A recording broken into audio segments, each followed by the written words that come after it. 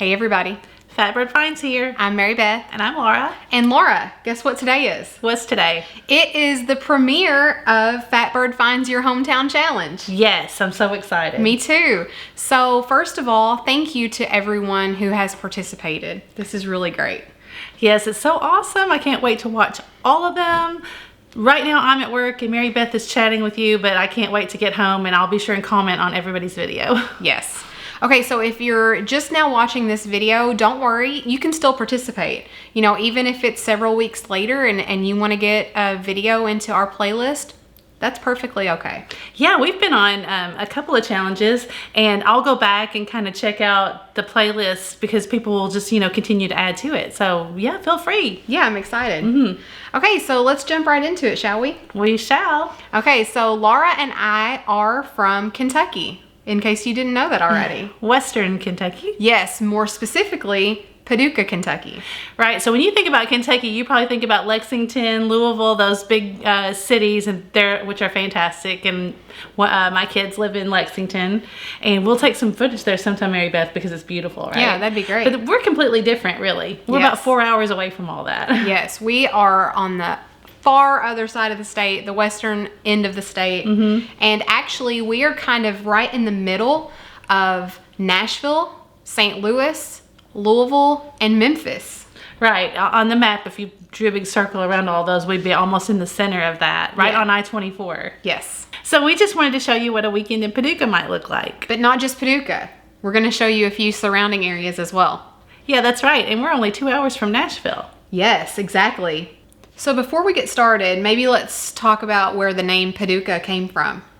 Yeah, that's a weird one, right? I think it's a cool story. It is.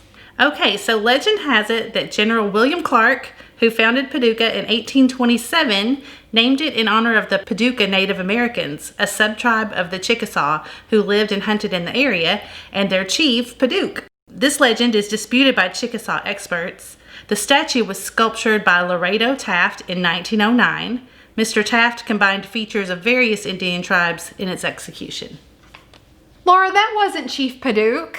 It was, it says so. I thought Chief Paducah was the big tree. I know, you always call him Chief Paducah. I know. He's not really. The big tree is actually Wai-Chintu, the whispering giant. Wai-Chintu? Wai-Chintu. This 35-foot tall rendering of a Chickasaw chief was carved from 56,000-pound piece of red oak by artist Peter Wolf Toth, a Hungarian native who fled his home country to escape communist oppression when he was only 8 years old. This is one of 74 Native American sculptures created by Toth in 50 states along the Trail of the Whispering Giants. Wai-Chintu means to have understanding and was completed in 1985. It stands in Noble Park on Park Avenue next to the Robert Cherry Civic Center. I had no idea. I know. I thought that the tree was Chief Paducah. We learned something when we were doing this video. I have on my Chief Paducah shirt. I know. Look how cute it is. Right? By the way, why didn't I get merch to wear for the video? I didn't know that you needed any merch. So speaking of statues and landmarks, I've got a cool one. Okay. Okay, so Paducah is right in the middle of a ton of rivers and lakes. Yes, we are. We've got water everywhere. So if you're into water sports, this is the place for you. So Paducah is right on the confluence of the Tennessee and Ohio River. In driving time, you can be at the Mississippi and the Cumberland. And also we've got just a few miles away, Lake Barkley and Kentucky Lake. Beautiful, gorgeous lake area. So much water around here. Okay, so in 1937, there was a huge flood in Paducah. Terrible. Yes, it's kind of one of it's the historical marker of Paducah's history, really. People say before and after the flood. Yes, exactly. Okay, so let's take a look at the flood marker. Okay. The Ohio River flood of 1937 damaged property stretching from Pittsburgh, Pennsylvania to Cairo, Illinois. 385 people died. 1 million people were left homeless and property losses reached $500 million. 90% of Paducah was flooded. This statue marks the farthest point the waters reached in Paducah, 29 blocks inland. Isn't that crazy? It really is crazy. There are many buildings in town, if they're old enough, they have marks inside of where the water got up to in the flood. Yeah, my house would have been affected during the flood. Mine wouldn't have. I've lived like way up the hill. Right. Okay, so this is a really cool story too about the Coke plant. Mm-hmm. Okay, so let's get into the Coke plant. Okay, Laura, so just one block past the flood marker sits Paducah's Coca-Cola bottling plant. Luther F. Carson was a prominent businessman and owner of Paducah's Coca-Cola bottling plant. During the 37 flood, Carson was evacuated by boat and his plant was underwater. So he decided that he was going to rebuild the plant at any point of high ground where his boat landed. And that's where the Coca-Cola plant sits today. So this plant ceased functioning in 1986, but it was recently revitalized in the past decade to hold multiple businesses, including, Laura, you're gonna love this, Dry Ground Brewing Company. So I love the name Dry Ground for that particular building. Isn't that great? Oh my gosh, I do too. I'm really jealous of that. And they've also got, what else do they have in there? Well, there's a mellow mushroom. Yes. It was restored, and that was one of the first things that went in was the mellow mushroom. And you know, it's very touristy.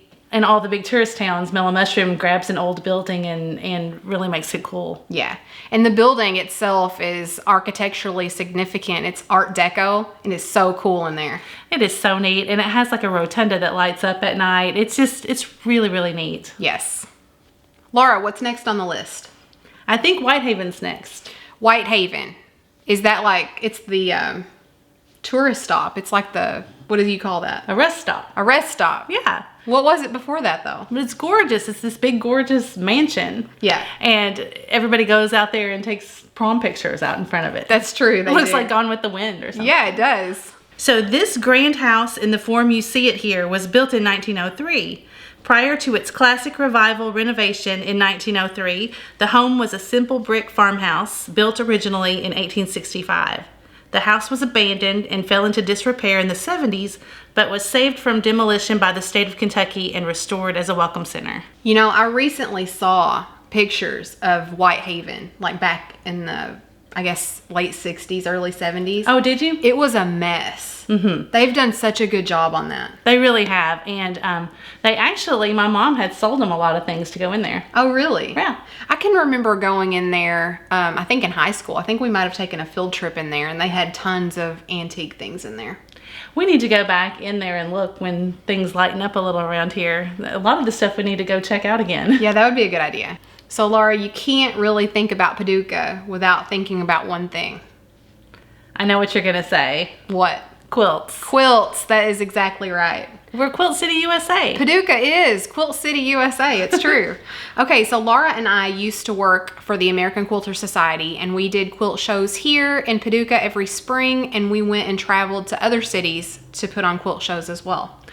Yeah, they've done about 35 years worth, and in the beginning it was just Paducah. I mean, they've expanded now, and they're like in really big cities. Yeah. But used to, Paducah was the home of the quilts. Yes. So when you're in Paducah, make sure you stop by the National Quilt Museum. Oh my gosh. Absolutely. It's astounding. It's really incredible. I don't even sew, but the art there is just beyond what you can imagine if you've never seen it. Yes, it is gorgeous. And definitely if you quilt, you have to make this trip. So pay close attention and mark this video.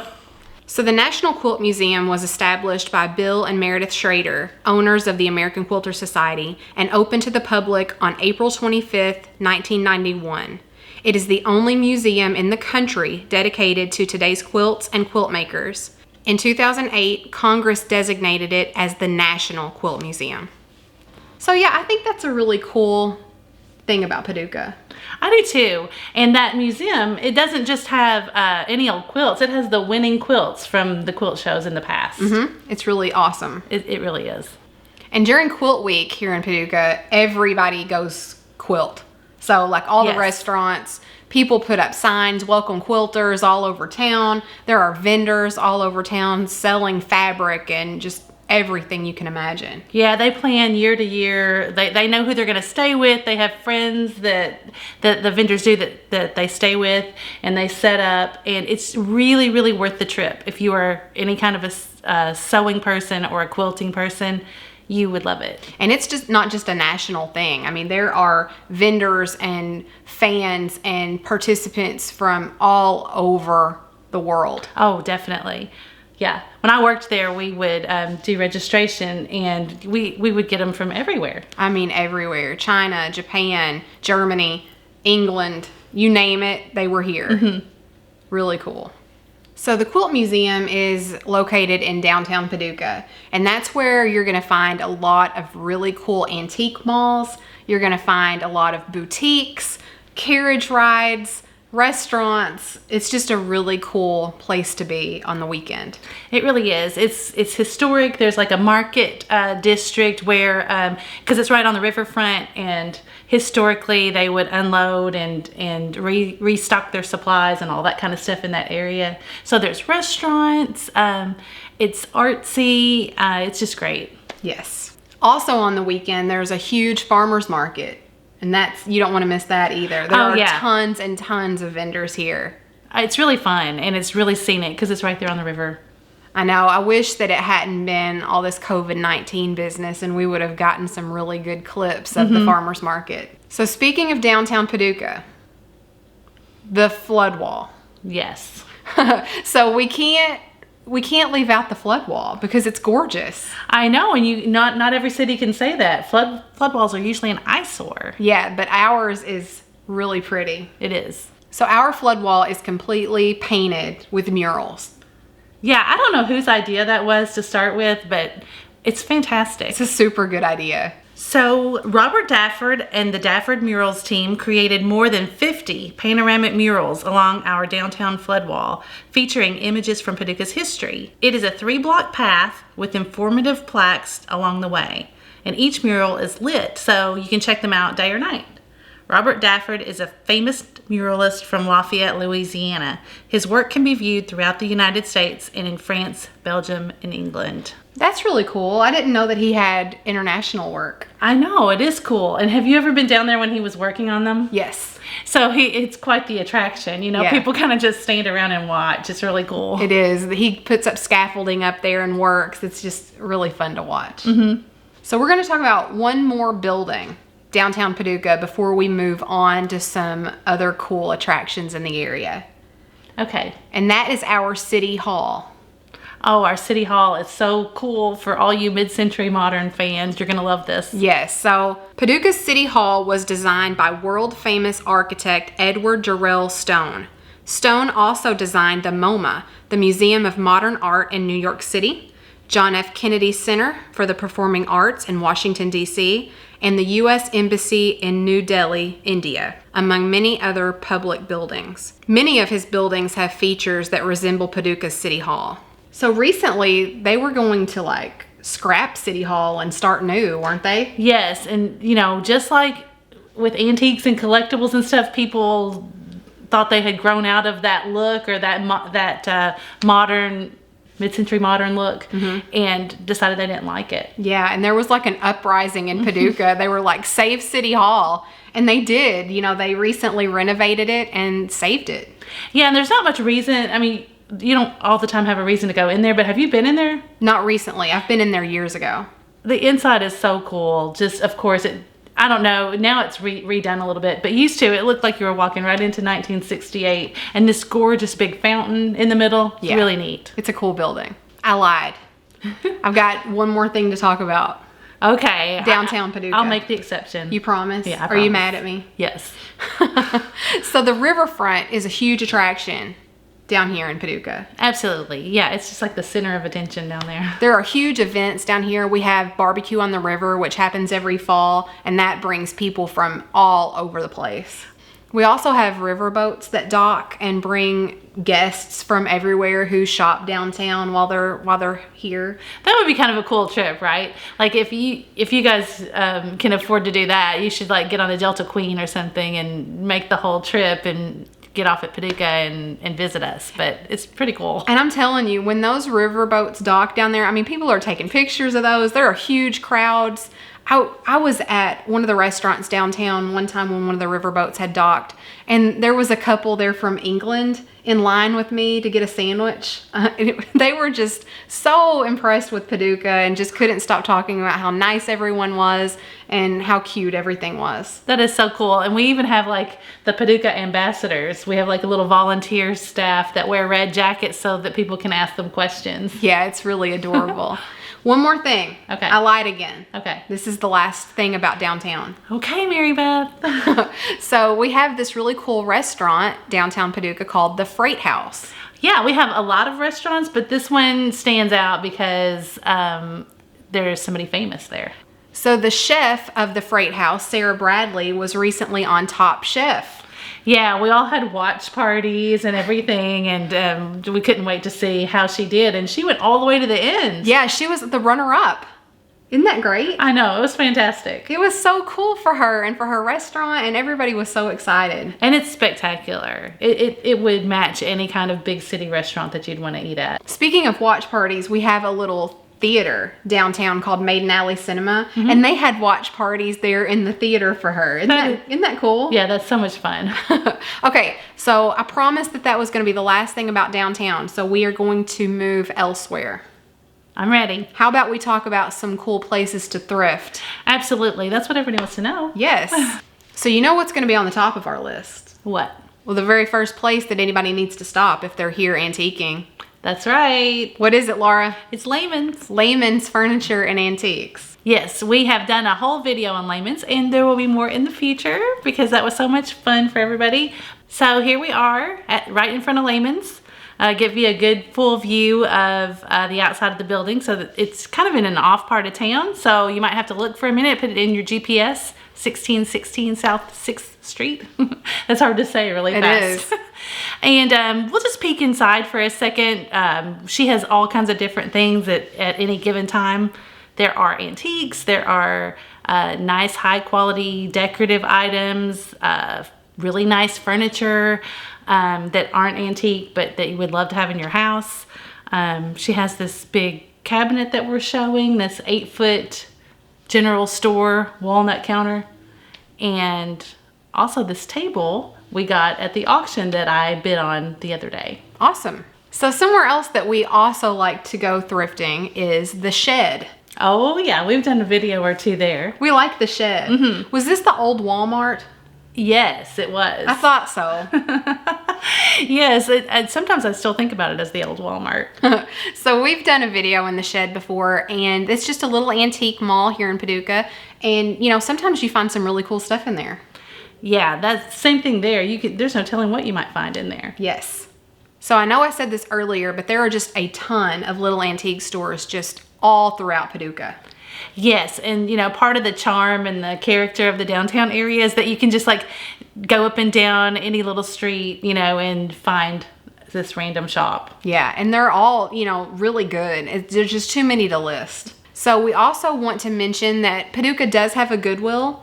If you are coming from out of town, you might want to skip the Goodwill on your list. We don't have the greatest Goodwill in Paducah. We don't. I mean, it's just not very big. Look at this little bitty building. Yeah. But let me just tell you, look at all these people. This is like the second day that it's been open. It's a lot of people. Even though it's small, it does not keep a lot of people from shopping. Yes. So, I mean, they've got a lot of clothes and things in there if that's your jam. But as far as home goods and, you know, the things that we're after, there's usually not a great selection. But luckily, it's just right on the way to a lot of different places. And so I still like to go. Yes. But that's why we collect and have a little haul at home. We don't show you the shelves because it's not really interesting all at one time. Yes.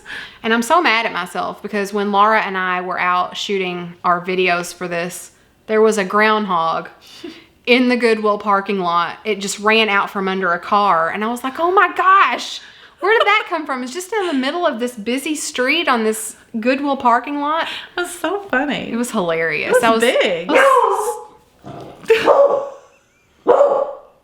Dixie? That scared me. I was going to say that it was as big as Dixie. I would have sworn that's why she was barking. She's mad at the groundhog. No. No. Oh, you're a good girl. Anyway, there was a groundhog and it was crazy. It was. You missed it. So we've got one more antique mall that we want to talk about, but it's not in Paducah. It's like in the surrounding area.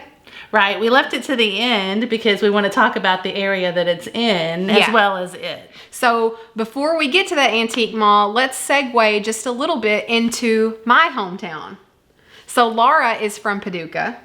I'm not actually from Paducah originally. I grew up on a farm in Livingston County, which is a neighboring county of Paducah's county, McCracken County. Mm-hmm. Town mouse and country mouse. So you may not have heard of Paducah, Kentucky, but chances are if you're from anywhere close to here, you've probably heard of Patti's. Oh, yes. The restaurant. Lots of people come from all over the place to eat at Patti's. Yeah, I just wonder how many of you guys have heard of Patti's. Yeah, let us know. Famous. Let us know in the comments below if you've eaten at Patti's. So Patti's is actually located in Livingston County.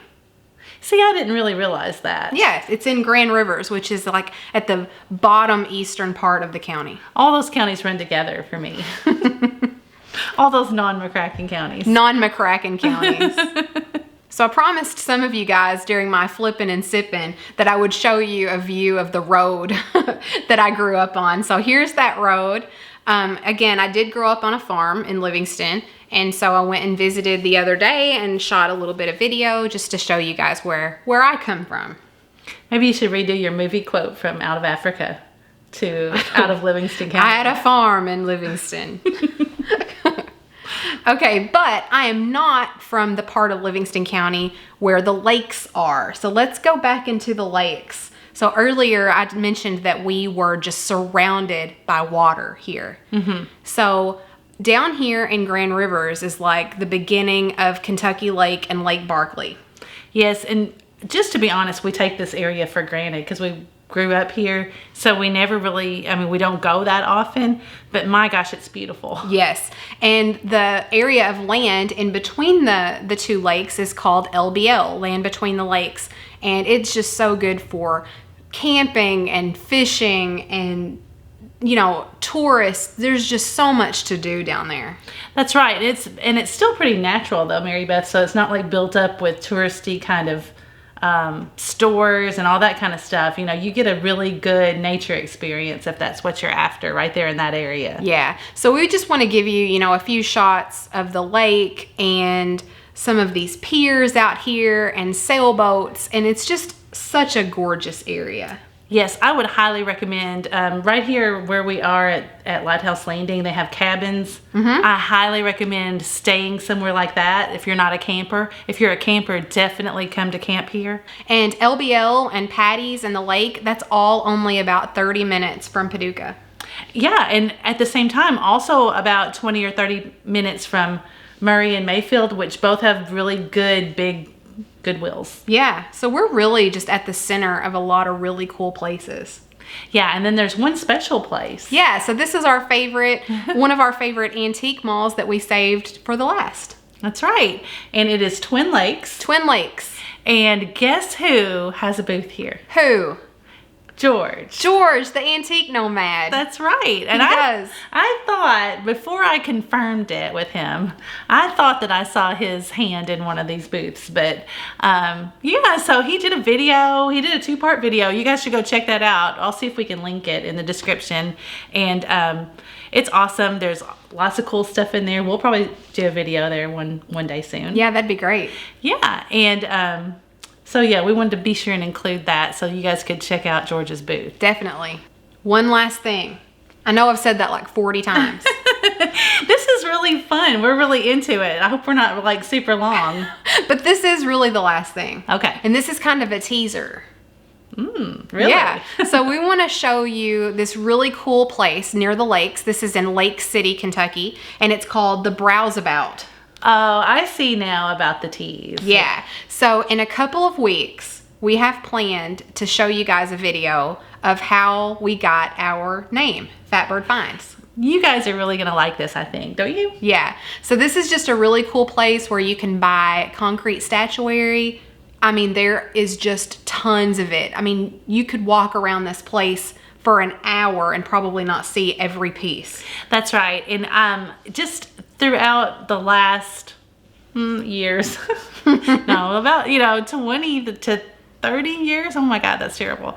That I have played with this idea of painting the concrete, and I would sell it at Mom's store, and it was super popular for a while. Never really could take off the ground though, as far as doing anything in a big way, because concrete is too heavy to ship. It's really heavy. And we've done shows before, like little arts and crafts shows that are in this lake area, which is really a great time to come to this lake area. You're making this more than a teaser. Oh, that's Maybe true. you should stop. Okay, that's true. Maybe I should. So stay tuned for the next few weeks. Our videos, we're going to show you and tell you how we got our name Fatbird Finds. I'll be quiet.